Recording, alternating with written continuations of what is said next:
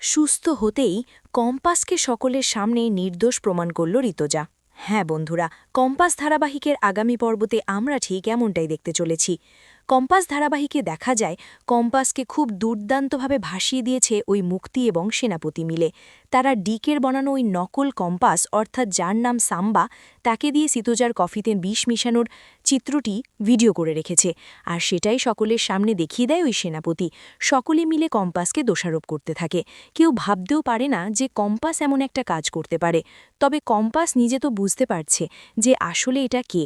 এটা যে কম্পাস নয়, এটা যে সাম্বা, সেটা তো কম্পাস বুঝতে পারছে। তবে এদের সকলকে কম্পাস কি করে প্রমাণ দেবে? বিহান তো কম্পাসকে আচ্ছা মতো কথা শোনাতে থাকে। ভুল বুঝে কম্পাসকে বাড়ি থেকে বেরও করে দেয়। সকলেই কম্পাসকে ভুল বোঝে। এর 2 দিন পরেই ঋতজা একদম পুরোপুরি সুস্থ হয়ে ওঠে।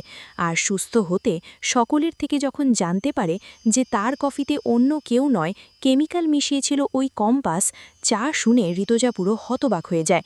ঋতজা বলে, কিসের ভিত্তিতে তোমরা একথা বলছো? তখনই সেনাপতি সেই ভিডিওটা ঋতজাকে দেখানো হয়।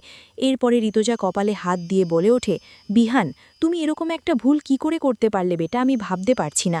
তুমি তো জানো কম্পাস আমাকে কতটা ভালোবাসে। কম্পাস কি করেই কাজ করতে পারে? এটা তো কম্পাস নয়, এটা কম্পাসের মতো দেখতে সাম্বা। তখনই ঋতজা তার ফোনে ডিকের বানানো সেই সমস্ত রোবটগুলো সকলকে দেখাতে থাকে একে একে। সেখানে কম্পাসের বাবা মতো দেখতে রোবটও রয়েছে। এমনকি কম্পাসের মতো রোবটও দেখে সকলে পুরো অবাক হয়ে যায়। আর এ তো সেই পোশাকই পরা, যেই পোশাকটি পরেই ঋতসার কফিতে ওষুধ মিশিয়েছিল।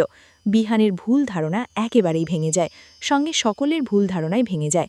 ঋতজা বিহানকে বলে ওঠে, কম্পাসকে যে করে হোক ফিরিয়ে আনো, ওকে আর কত ভুল বুঝবে তুমি?